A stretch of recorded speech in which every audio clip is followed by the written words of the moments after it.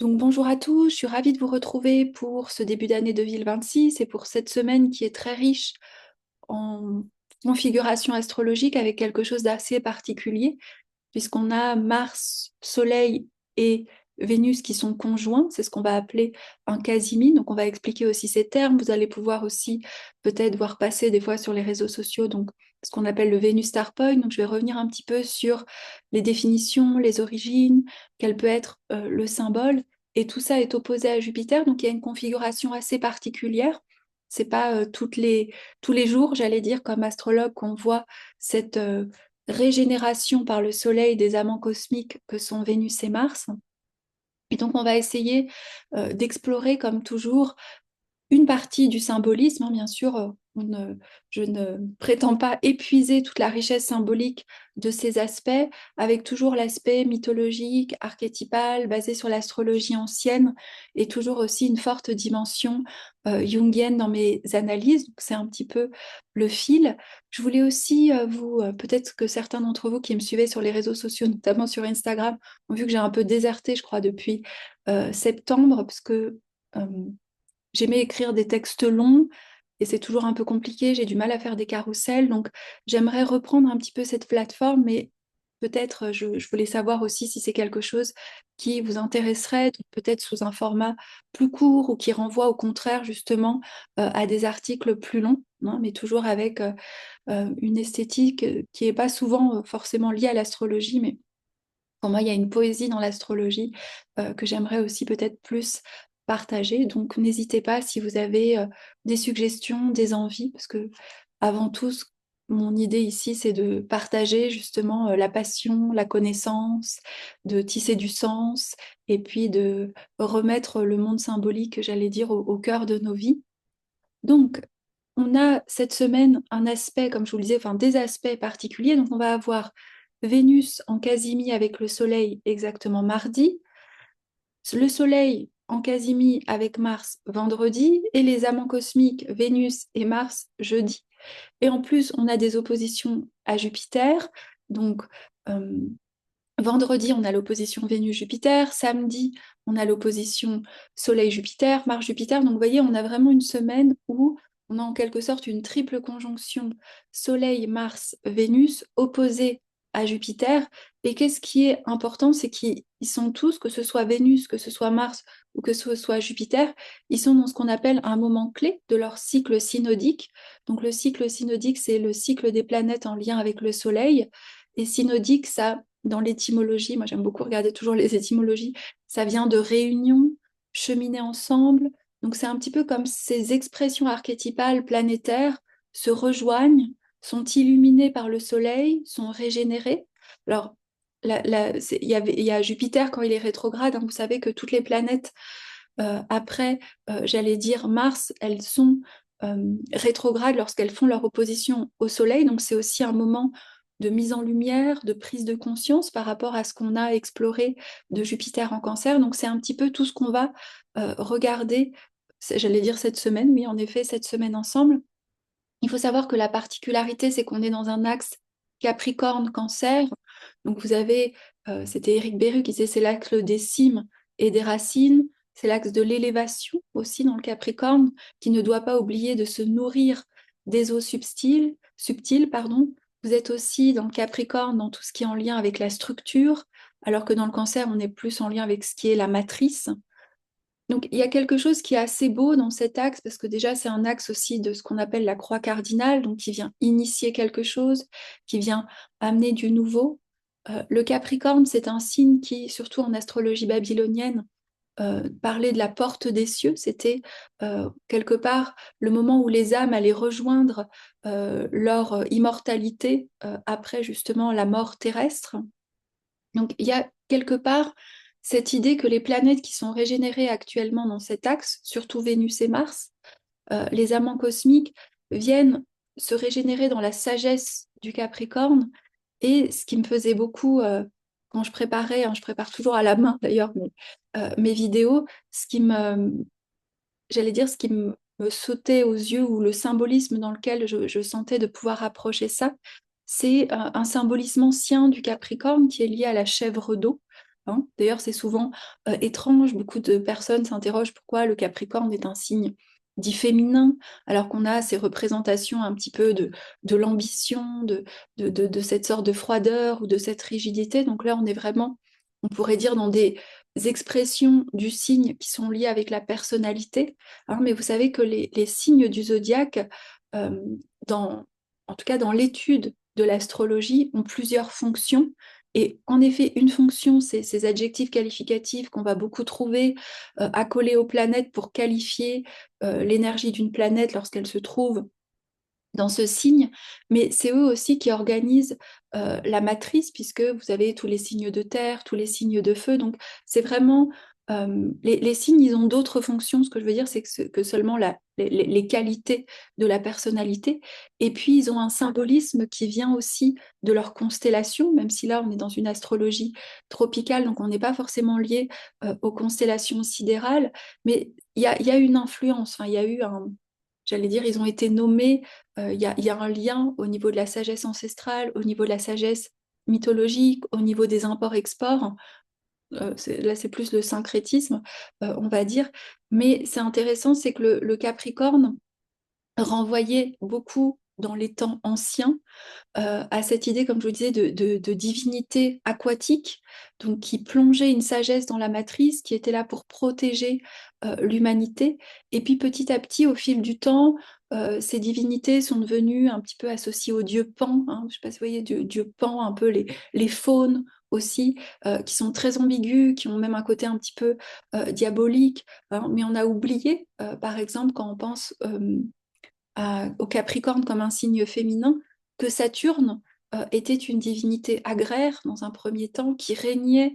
Vous avez les Saturnales, les Saturniliennes, Saturnal, je ne sais pas comment on dit en français, je m'excuse, qui correspondaient au moment aussi où Saturne régnait sur l'âge d'or. Et l'âge d'or, c'était ce moment quelque part où la Terre était abondante, où chacun respectait les règles qui s'étaient fixées. Donc il y a vraiment un symbolisme que je voulais explorer, ancien, profond, d'une sagesse peut-être ancestrale, d'une sagesse oubliée, qui parle aussi, avec Jupiter justement qui est en Cancer, de cette sagesse aquatique, de cette sagesse sensible, de se nourrir à la source et à la matrice, hein, pour ne pas oublier dans ce qui va être régénéré en lien avec nos désirs, nos actions, bah, quelles sont les structures qu'on a envie d'élaborer sur Terre, mais on sait très bien que si elles sont asséchées de la source ou si elles ne sont pas en dialogue avec les eaux matricielles, elles deviennent l'ombre du Capricorne qu'on a pu voir, qu'on voit encore beaucoup dans l'actualité, même si Pluton est passé depuis 2008 à purifier le Capricorne, que sont les abus de pouvoir, les abus d'autorité, et etc., le non-respect d'une forme d'intégrité ou de souveraineté. Donc, je vais prendre plusieurs histoires, j'allais dire, pour illustrer justement la sagesse du Capricorne.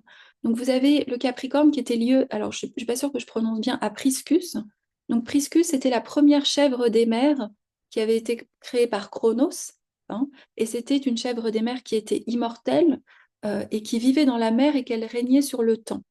Seulement, elle avait des enfants très curieux, qui n'acceptaient pas, j'allais dire, de se contenter de vivre dans ce monde aquatique et qui à chaque fois désiraient aller à la surface sèche, mais dès qu'ils montaient à la surface de la Terre, un, ils perdaient leur intelligence, et deux, leur queue de poisson, hein, devenait des pattes et ils devenaient des chèvres ordinaires. Mais ils avaient, alors c'est marrant, ça peut faire penser aussi des fois à la petite sirène, mais y avait cette idée, voilà, d'être attiré par quelque chose sur le monde du dessus qui les fascinait. Ce que je trouve qu'on retrouve aussi dans le Capricorne, c'est ce désir justement d'ascension, d'élévation au sens noble, et toute la difficulté peut-être dans cette envie de grimper, c'est justement de ne pas s'assécher, parce que si on assèche, pardon, j'ai du mal, on devient quelque part euh, ordinaire. On perd cette nourriture, cette sensibilité, hein, ce qu'on va retrouver aussi dans le cancer, cette matrice, hein. Alors, ce qui est intéressant aussi, c'est que du coup, Priscus essayait de remonter le temps en arrière pour faire revenir ses enfants sous terre. Donc il essayait de maîtriser le temps, il essayait de contrôler le destin. Hein, c'est quelque chose qu'on va retrouver aussi, cet élément de contrôle dans le Capricorne. Et il doit accepter que ses enfants deviennent des chèvres ordinaires. Et quelque part, il accepte d'arrêter de remonter le temps, mais il se retrouve très seul avec un fardeau de la solitude que vous retrouvez aussi quelque part dans le Capricorne, un moment où vous cherchez justement dans cette élévation, tout en vous nourrissant à votre source, il y a quelque chose d'assez solitaire, et donc il va se tourner vers son père, vers le père créateur, vers Chronos, pour lui demander d'alléger sa souffrance, et du coup il sera jeté dans le ciel et deviendra une constellation, donc il touchera quelque part l'immortalité. Donc ça c'est quelque chose qui est euh, très vrai dans le signe du Capricorne, qui est un signe de renoncement, de dépouillement, de sagesse, de profondeur. Moi, j'ai toujours imaginé dans mes débuts, je faisais l'astrologie, c'est le quartz qui est caché sous la matière, hein, le Capricorne, et que vraiment dans ce désir d'ascension, il y a ce besoin de pureté, ce besoin d'essentialiser. Vous avez aussi la figure très ancienne liée au Sagittaire, vous la retrouvez chez le dieu babylonien Ea ou Aya, hein, et d'ailleurs qui avait des noms magnifiques qu'on va retrouver dans le Capricorne, c'était celui du vaste intellect, le père de lumière, le seigneur de l'œil sacré, et lui aussi c'était un dieu aquatique, donc c'était un bouc poisson, c'est-à-dire qu'il remontait sur Terre, et quand il remontait sur Terre, il prenait la forme d'une chèvre, et pareil, vous retrouvez dans ce Dieu un amour profond pour l'humanité, une envie de la protéger, j'allais dire, de ses excès. Hein. Il était protecteur de son peuple, et d'ailleurs on disait que de lui, qui était placé dans le ciel, les fleuves coulaient et abreuvaient les peuples, leur donnant la vie. Alors en plus, hein, il venait de parents assez totalitaires, mais lui, il a toujours voulu protéger la race humaine. Et je trouve qu'il venait enseigner aussi à la civilisation. Vous l'aurez compris, c'est vraiment ce que je veux venir dans toutes mes, c'est pas des digressions, mais sur mon fil, c'est cette idée de montrer à quel point il y a cet archétype du sage dans le Capricorne, mais un sage qui n'est pas seulement seul sur la montagne et dans cette froideur, qui est très connecté à ce monde sensible du Cancer. Et vous savez que tout est axe en astrologie. Donc, quelque part, on ne peut incarner cette impeccabilité du Capricorne si on s'est pas nourri dans la matrice, si on n'a pas oublié quelque part la terre-mère, notre appartenance, la sensibilité. On pourrait aussi aller voir l'enfant en nous, une forme d'innocence, ou le monde psychique et le monde de l'imaginaire, ou le monde de l'imaginal aussi dans le Cancer. Hein. Mais il va représenter cette souveraineté, même à un moment donné où il est quand même un peu déçu des humains, on est toujours un peu décevant, paraît-il. Il y a son frère Bel qui va créer un déluge, donc vous retrouvez aussi des thèmes très christiques et très qu'on va retrouver ensuite, puisqu'il va créer une arche pour sauver l'humanité. Hein. Et donc c'est intéressant parce qu'il y a vraiment cette figure archétypale, on pourrait dire, qui va ressortir du Capricorne en lien avec la justice, la protection, le gardien, l'éducateur, le gardien du royaume spirituel, mais qui sait aussi naviguer entre les mondes. Et d'ailleurs, un autre sage avec lequel j'illustrerai, c'est aussi Merlin. Hein, et vous savez que Merlin, il vit dans la forêt, il est celui qui va enseigner les rois, mais depuis ce lieu de la matrice. Et je trouvais que toute la sagesse de cet axe Cancer-Capricorne, qui a été mis aussi en lumière à la pleine lune, alors je suis désolée, j'ai oublié, je crois que j'ai un peu déconnecté. Du coup, j'ai complètement oublié de faire une vidéo pour la pleine lune. Mais on va retrouver ces figures voilà, de sages très connectés à une profondeur, et qui ne sont pas seulement, comme je disais, dans des lois abstraites ou quelque chose de sec, hein, mais c'est des mémoires anciennes. Et je trouve que dans cet moment clé où justement Mars et Vénus sont régénérés par le Soleil et sont invités quelque part à initier quelque chose de nouveau, on va voir par rapport à leur cycle, hein, mais il y a dans le rapport, si vous voulez, on pourrait dire que le roi actuel est le soleil en Capricorne, donc dans cet archétype du souverain, de la sagesse, on va régénérer nos désirs et nos valeurs en plongeant justement dans ces mémoires ancestrales de l'humanité, du sage protecteur, de notre manière d'agir, de notre rapport à la sagesse, sans nous assécher, sans suivre des lois extérieures, mais vraiment parce que Jupiter en Cancer nous guide dans cette matrice, dans ses rêves, dans ce monde onirique, dans ce monde aussi du magicien, si on reprendrait euh, Merlin. Hein. Donc il y a une forme de baptême, je trouvais, une forme de régénération.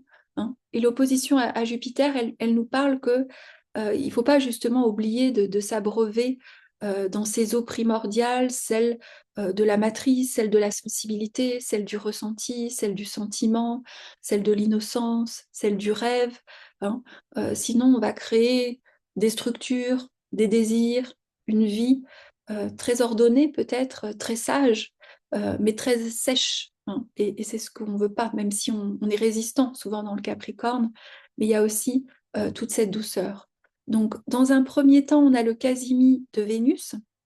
Alors, le Casimir de Vénus, vous savez, tout est cycle. Sinon, on fait de l'événementiel dans l'astrologie, et c'est-à-dire que regarder un point sans le remettre dans son cycle, c'est un petit peu penser qu'il va nous arriver quelque chose de spécial mardi, sans finalement, justement, euh, respecter toute cette sagesse du cycle. Alors, vous allez entendre deux choses souvent sur les réseaux. Vous allez entendre le Casimi. Alors, le Casimi, ça vient de l'astrologie arabe, ça veut dire être dans le cœur du soleil. C'est beaucoup repris actuellement un petit peu sur les réseaux, mais c'est très propre à l'astrologie hellénistique. Hein. Ça vient aussi du fait que sinon Vénus est combuste et Vénus est sous les rayons. Donc c'est toute une tradition qui a derrière. Hein. Donc ça ne veut pas dire qu'on ne peut pas utiliser le thème, mais c'est vraiment, par exemple, la grande différence avec Mars, qui va être aussi en Casimi, c'est que Mars, il est exalté, et donc quand Mars est dignifié, mais qu'il est conjoint au Soleil, il est protégé. Là où Vénus va avoir un petit peu cette semaine, ce moment de régénération, Mars, et je pense qu'on a déjà un petit peu aperçu dans l'actualité ce que ça pouvait donner, il n'est pas combuste au Soleil, c'est-à-dire qu'il ne perd pas de force, il est très fort, il est même exalté, et l'opposition à Jupiter peut aussi, au nom de l'appartenance, au nom de la protection, créer du coup une exaltation pour le meilleur et pour le pire, mais il ne va pas être affaibli parce qu'il est ce qu'on appelle dans son propre chariot. C'est pareil, les termes de l'astrologie ancienne, et il a cette protection donc il a cette force en plus qui lui vient de l'exaltation et cette force de l'autorité. Alors certains disaient dans les traditions anciennes que Mars était exalté en Capricorne parce que comme il était très chaud, en Capricorne il était dans le signe de Saturne qui était froid, donc ça modulait un petit peu quelque part sa force, ça modulait. Quand il est trop chaud, il fait de l'inflammation. Mais là, il est aussi très militaire, on pourrait dire, un Mars en Capricorne. Donc, pour revenir à Vénus, vous allez aussi entendre le concept de Vénus Star Point, qui est la même chose que le Casimi. C'est la conjonction du Soleil et de Vénus. Donc, la conjonction du Soleil et de Vénus, elle peut se faire quand Vénus est rétrograde. Donc, c'est ce qu'on a eu, je crois, au mois de mars. Donc, au mois de mars, c'est le symbolique. Si vous prenez Vénus lié au mythe d'Inanna, je vous invite, j'avais fait un atelier gratuit dessus, vous pouvez le regarder sur mon site, où elle va rencontrer sa sœur Ereshkigal, elle se dépouille. Hein. Là, on a une Vénus qui est ce qu'on appelle dans sa conjonction supérieure, pourquoi elle est directe. Donc là, ça correspond plus à un moment qui peut être lié justement à ce qu'on a vécu au mois de mars pour Vénus, qui sera aussi lié puisque ça va préparer la rétrogradation de Vénus qui aura lieu fin 2026 entre le Scorpion et le signe de la Balance. Mais là, il y a une mise en lumière de quelque chose en lien avec ce qu'on désire, quelles sont aussi les valeurs qu'on désire construire, quel est le temple qu'on veut bâtir, un moment de clarté. Hein. Mais il faut savoir que tout le reste du mois de janvier, Vénus reste combuste, c'est-à-dire qu'elle est combuste ou sous les rayons jusqu'à ce qu'elle dépasse les 15 degrés du Soleil. Et c'est d'ailleurs le moment où Vénus sera vraiment observable dans le ciel, c'est-à-dire qu'elle va devenir étoile du soir. Hein. Mais tant qu'elle est sous les rayons du soleil, vous ne la voyez pas le soir. Donc, c'est intéressant, pourquoi aussi, de comprendre en termes de cycle, parce que oui, il y a cette semaine quelque chose de très clé en lien avec la régénération de Vénus et tout ce qu'elle peut signifier en termes de valeurs, de désirs, de relations. Mais il y avait certains un petit peu qui disaient c'est euh, comme un moment, vous savez, de lucidité, mais il y a encore quand même les épreuves ensuite, hein, tant qu'elle n'est pas sortie, quelque part, on pourrait dire, d'être sous les rayons ou combust avec le soleil. Donc ça, c'est important justement pour éviter un petit peu les effets d'annonce et vraiment remettre dans cette dimension cyclique et surtout que comme elle est conjointe à Mars et que vous avez vu, Mars est très fort hein, dans cette tension entre guerre et paix, amour et action, il peut y avoir aussi quand même une prépondérance un petit peu de Mars, même s'il y a toujours cette invitation, le fait qu'il y ait cette régénération, on est dans une Vénus aussi plus mature, euh, qui va nous poser aussi quand même avec l'opposition à Jupiter, quelque chose de à quoi on est fidèle socialement, puisque l'invitation aussi du Capricorne, comme je disais, Saturne était le régent de l'âge d'or, c'est quelque chose qu'on doit construire seul, seul en parlant justement avec cet archétype du sage, seul aussi en se désidentifiant des règles extérieures ou des règles qui viennent, là ce serait Jupiter en cancer, des fidélités d'appartenance ou de nos familles ou de nos territoires. Donc il y a forgé cette autonomie, surtout pourquoi? C'est que ce soit le Soleil ou que ce soit Mars avec qui Vénus va être conjoint, sont des symboles d'autonomie, d'indépendance et quelque part de tracer sa route. Hein. Mais là, on a une Vénus qui a la possibilité de prendre ou de percevoir comment elle pourrait régner, comment justement elle doit peut-être s'entendre avec Mars pour avoir une vision plus haute et poser des actes qui reflètent vraiment ses désirs, avec cette maturité et cette sagesse qui n'est pas une sagesse froide, ambitieuse, déconnectée, comme vous l'avez vu, de la chèvre poisson, hein, donc de ces eaux matricielles. Hein. Pour Mars qui est aussi régénéré, là vous avez justement une force qui est exaltée. Donc là, toute l'opposition à Jupiter, pour moi, c'est est-ce qu'on agit avec une sagesse? Est-ce qu'on agit justement dans une force un peu martiale, militaire, un petit peu déconnecter justement, de prendre en compte nos ressentis. C'est pour ça que symboliquement, l'invitation de cette vidéo, c'est justement d'aller connecter avec Merlin ou avec la figure archétypale du sage. Vous pouvez prendre Philémon par exemple, pour Jung dans le livre rouge. Hein. Mais vous savez, on ne peut pas réagir, on ne peut pas être dans la réaction, on ne peut pas être aussi juste dans la... Surtout en plus, je trouve que c'est symbolique en début d'année. Alors moi, je sais que j'ai jamais poser des nouvelles intentions. Donc c'est pour ça que je fais pas de bilan ou des choses comme ça. Mais pour ceux où symboliquement il y a quand même cette idée du renouveau, bah, là vous pouvez être accompagné par les planètes, mais c'est vraiment être en connexion avec quelque chose de beaucoup plus sensible, de beaucoup plus cyclique, et pas simplement quelque chose de froid ou qui répondrait aussi aux attentes sociétales. Euh, et vous savez, la figure de Merlin, elle a aussi un petit peu cette ambiguïté qu'on retrouve dans le Capricorne.